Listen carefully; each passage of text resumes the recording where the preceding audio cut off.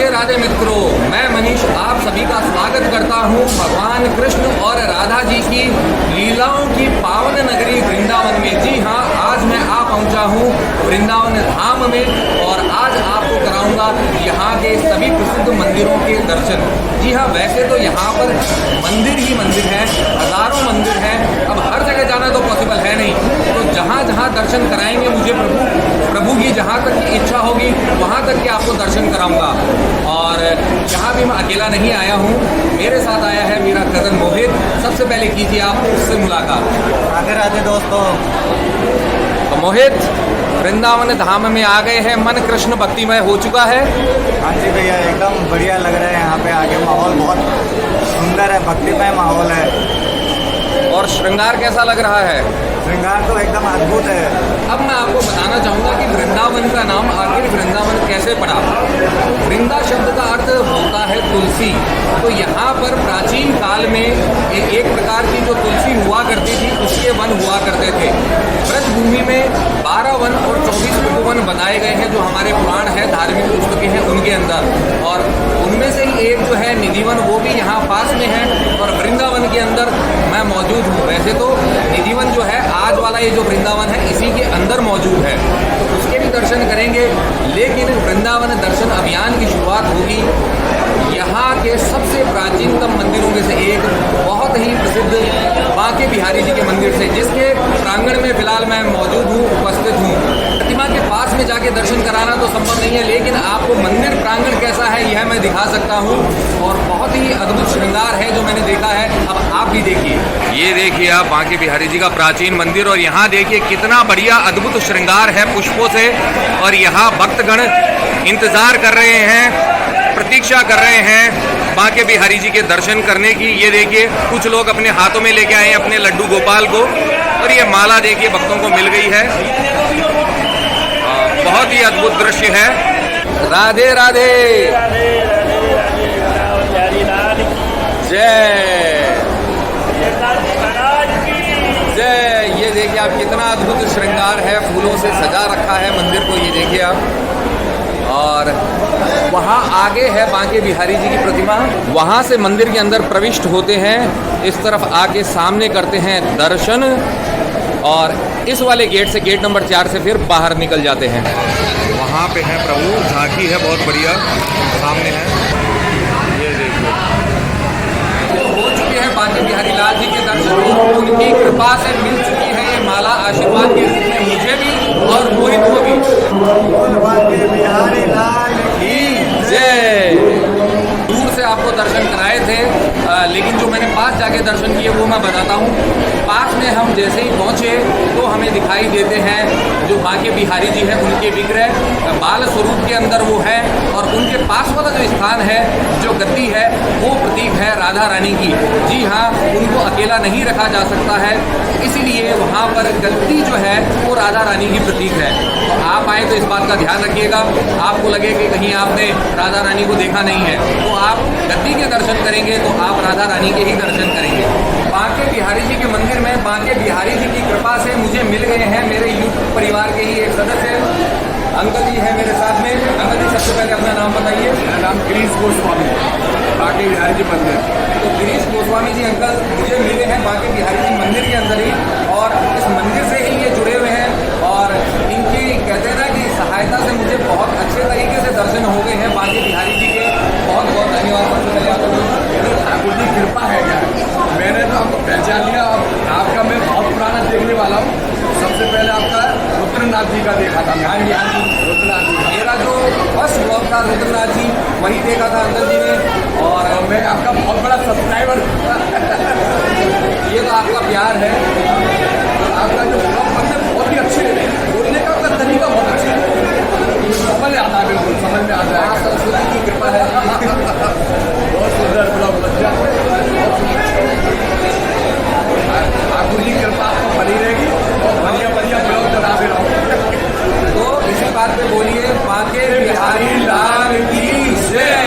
तो अब मैं बताता हूँ आपको इस बांके बिहारी जी के मंदिर के इतिहास के बारे में कुछ बातें जो मुझे यहाँ आने पर पता चली है। जैसा कि मैंने आपको बताया, यह है वृंदावन के प्राचीनतम मंदिरों में से एक है और लगभग 550 वर्ष पुराना बताया जाता है।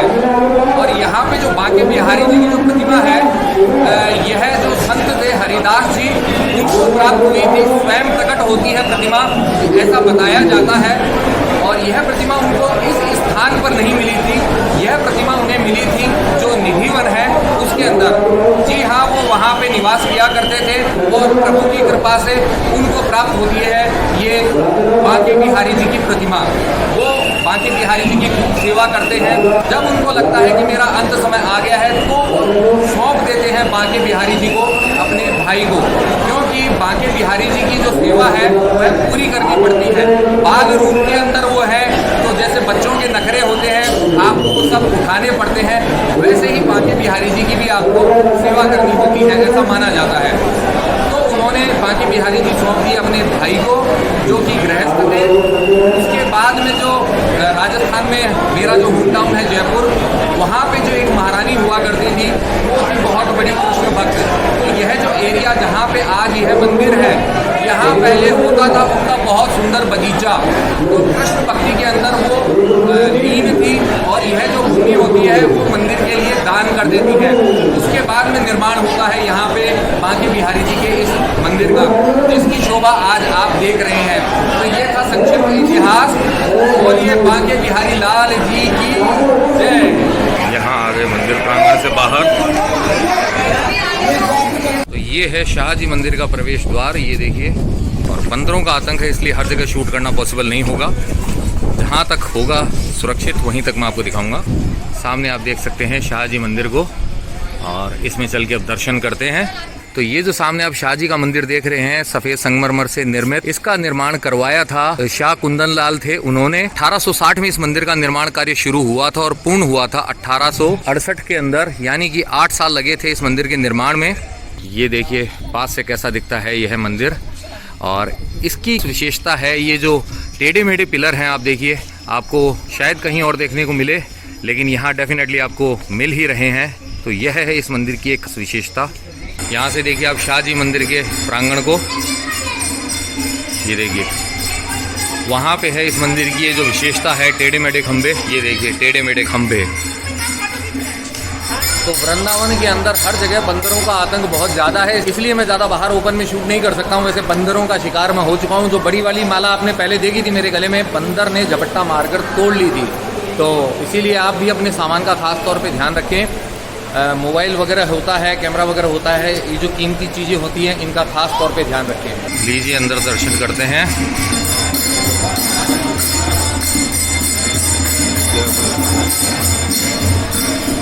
ये देखिए भगवान की झांकी शाहजी मंदिर के अंदर, राधा रानी के साथ में इस सिंहासन पर।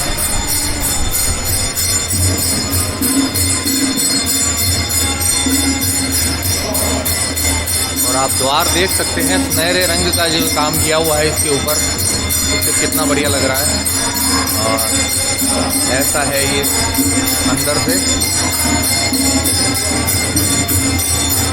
और यहाँ कीर्तन हो रहा है, देख सकते हैं आप।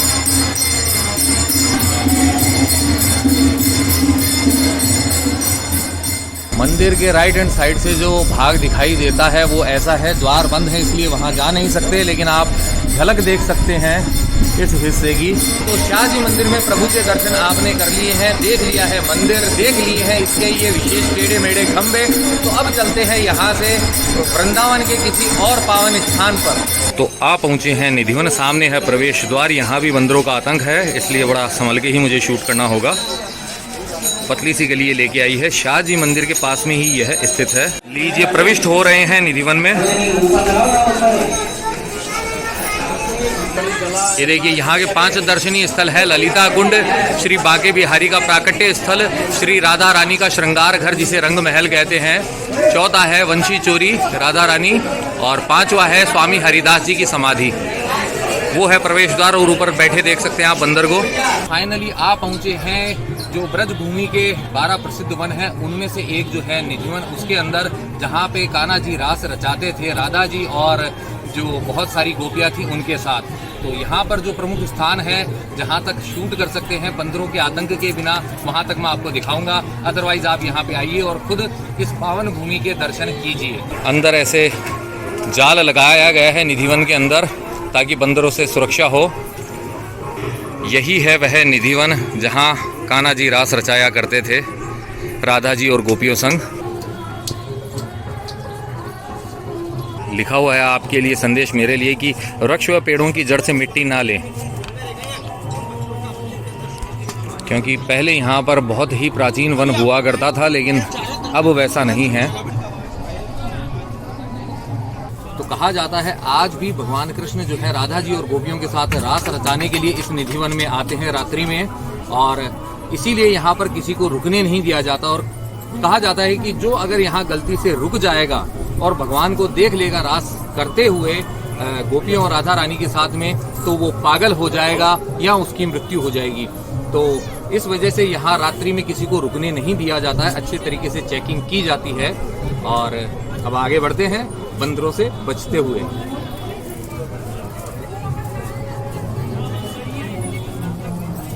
तो आ गए हैं हम निधिवन में इस स्थान पर, और सामने आप ये जो नीचे स्थान देख रहे हैं, यह स्थान कहलाता है निधिवन का ललिता कुंड या वंशी कुंड।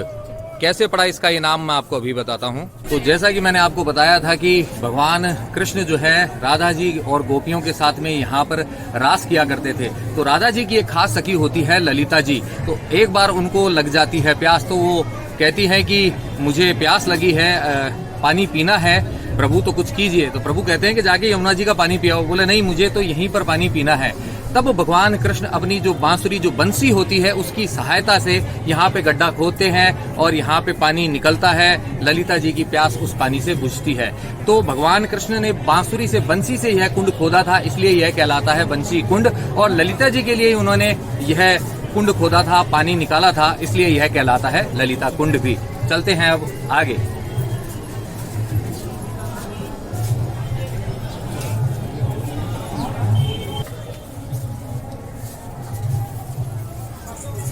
आ गए हम एक और स्थान पर, निधिवन का एक और महत्वपूर्ण स्थान, प्रभु के प्राकट्य स्थल पर।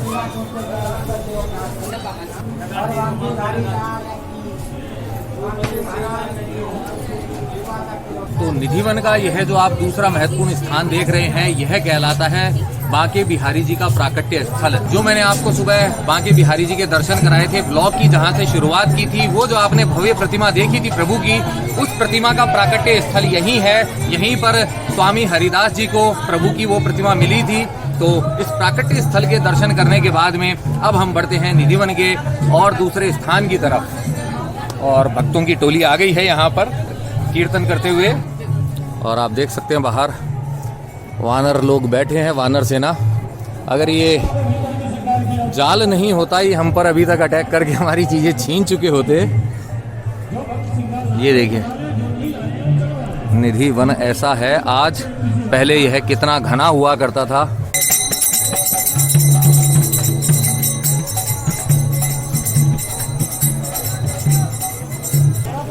और यहाँ पर निधिवन का एक जो वृक्ष है वो हम छू सकते हैं, टच कर सकते हैं, अंदर की तरफ है जाल के इस तरफ।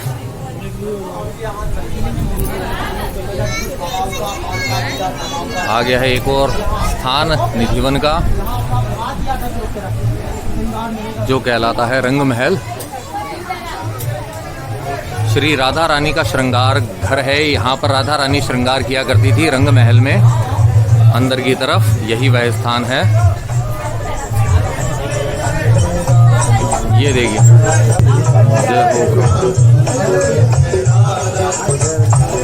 ये है रंग महल। निधिवन के दर्शन कर रहे हैं, जाल ने हमें बहुत हद तक बचाया है। ये देखिए निधिवन का जो एक वृक्ष है उसको टच कर पा रहे हैं क्योंकि अंदर की तरफ है।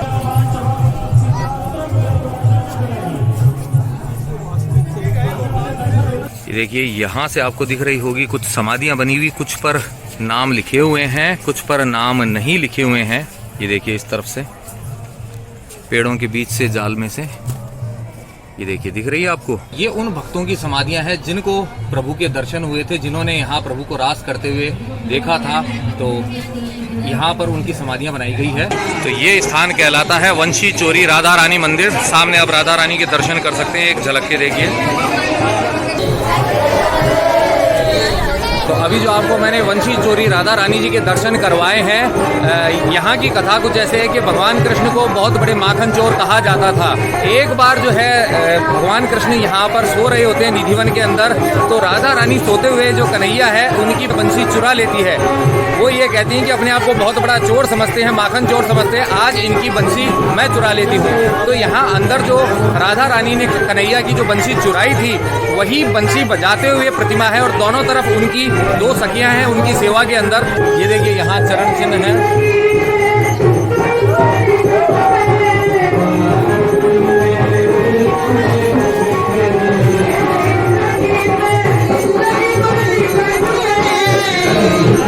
कीर्तन हो रही है यहाँ पर।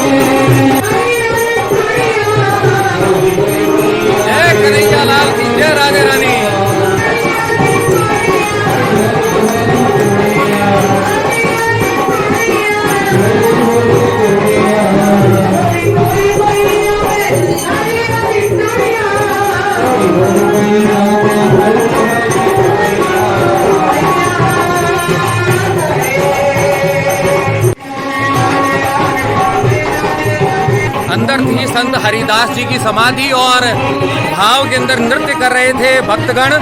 ये देखिए यहाँ भी कुछ समाधियाँ बनी हुई हैं। एक बार फिर से आप देखिए निधिवन को। आज बाहर तो वृंदावन बसा हुआ है, प्राचीन काल में यह बहुत दूर दूर तक ऐसे ही फैला हुआ था, यूं ही वृक्ष लगे हुए थे। वो दिखाई दे रही संत हरिदास जी की समाधि जहाँ पर थोड़ी देर पहले थे हम। तो वानरों की टोली से बचते बचाते करा दिए हैं मैंने आपको दर्शन इस निधिवन के, जो है भगवान कृष्ण की राधा जी की गोपियों की लीला स्थली। अब यहाँ से चलते हैं किसी और पावन स्थान पर वृंदावन धाम के। चलिए इस गेट से चलते हैं बाहर। राधा वल्लभ जी के मंदिर अठखंबा वृंदावन में। चलिए अंदर चलते हैं क्योंकि दर्शन बंद हो जाएंगे थोड़ी ही देर में, 12 बजने वाले हैं। तो लीजिए दोनों भाई आप पहुँचे हैं वृंदावन के 7 जो प्रसिद्ध मंदिर है गोस्वामियों के, उनमें से ही एक राधा वल्लभ जी के मंदिर में पहले दर्शन करते हैं क्योंकि मंदिर बंद होने का समय हो रहा है। तो ये देखिए मंदिर प्रांगण ऐसा है, और यहाँ से देखिए भक्तों को ठंडक देने के लिए फव्वारा है। यहाँ भजन कीर्तन हो रहे हैं, गुणगान हो रहा है प्रभु का। वहाँ से अंदर प्रविष्ट हुए हैं और थोड़ी देर में दर्शन होंगे प्रभु के। अभी पर्दा लगा हुआ है, 12 बजने वाले थे, इसलिए हम दोनों भाई निधिवन से सीधा दौड़ लगा के यहाँ पहुँचे हैं ताकि यहाँ दर्शन कर सके। क्योंकि वृंदावन के अंदर जो मंदिर है वो 12 से 4 बंद रहते हैं, तो आपको इस समय का ध्यान रखना होगा। सुबह दर्शन कर सकते हैं, शाम को दर्शन कर सकते हैं, दोपहर के समय में प्रभु जैसे आप विश्राम कर सकते हैं। और अभी यहाँ पर पर्दे लगे हुए हैं। राधा वल्लभ जी की जो फूल बंगले की झांकी है, थोड़ी देर में हमें उसके दर्शन करने का मौका मिलेगा। उसके बाद में मंदिर बंद हो जाएगा 12 से 4 के लिए। ये देखिए भक्तों के लिए कितना विशाल पंखा लगा हुआ है ऊपर हवा के लिए, बहुत बड़े साइज का है ये। और अभी थोड़ी देर में होंगे प्रभु के दर्शन, होने वाले हैं दर्शन फूल बंगला झांकी के। सभी भक्तगण तैयार हैं, मैं भी तैयार हूँ। जय। लीजिए फूल बंगला झांकी के दर्शन कीजिए।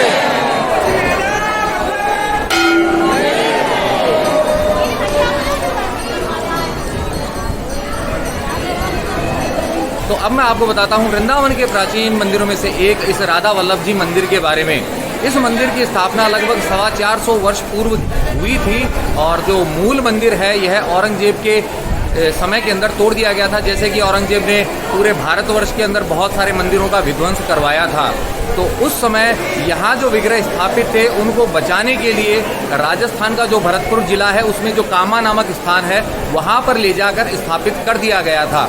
तो 123 वर्षों तक वहाँ पर पूजा होती रही इन विग्रह की, और उसके बाद में उन्हें यहाँ पर स्थापित किया गया। 1824 के अंदर ये जो आप नया वाला मंदिर देख रहे हैं, नया भवन देख रहे हैं राधा वल्लभ जी का, उसकी यहाँ पर स्थापना हुई। इस मंदिर की स्थापना श्री हरिवंश महाप्रभु जी ने करवाई थी, और यहाँ पे जो विग्रह स्थापित हैं उनको प्राप्ति हुई थी चड़ियावल नामक जो एक गांव है उसमें जो ब्राह्मण रहते थे, उनसे जो हरिवंश महाप्रभु जी हैं उनको ये जो प्रभु के विग्रह हैं वो प्राप्त हुए थे। और इस मंदिर का महत्व आप इस बात से भी समझ सकते हैं कि जो मुग़ल बादशाह अकबर था उसने ये जो वृंदावन के 7 प्रमुख मंदिर थे गोस्वामियों के, उनको भूमि प्रदान की थी। 180 बीघा जो ज़मीन है वो प्रदान की थी, और उसमें से 120 बीघा ज़मीन जो है कहा जाता है राधा वल्लभ जी का यह जो मंदिर है इसको प्रदान की थी। तो यह प्रमुख मंदिरों में से है, आप यहाँ पर आकर दर्शन करना बिल्कुल ना भूलें। तो बोलिए राधा वल्लभ जी की जय। तो राधा वल्लभ जी के मंदिर से पहले ही एक प्राचीन नरसिंह भगवान का यह मंदिर है, यहाँ भी आप दर्शन करना ना भूलें। जय हो प्रभु।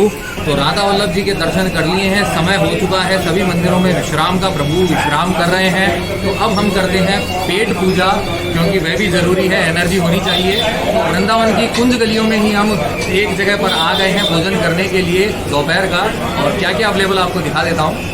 ये वृंदावन की कुंज गलियों में से एक है। यहाँ पर कचौरी जो मथुरा वृंदावन में लोग खाते ही हैं वो हम खाएँगे, पूड़ी सब्जी जो है, और इस तरफ आलू की टिक्की छोले बड़े भी हैं, ढोकले हैं, दही है, और यहाँ बैठना होगा हमें टोकन प्राप्त करके।